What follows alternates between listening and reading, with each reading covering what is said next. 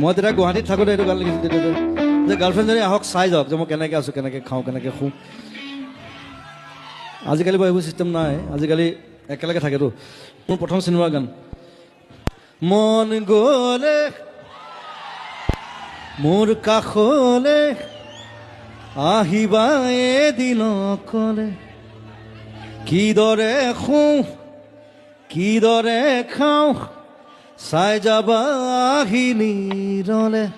মন গ'লে মোৰ কাষলে আহিবা এদিন অকলে, কিদৰে শুওঁ কিদৰে খাওঁ চাই যাবা আহি নিৰলে।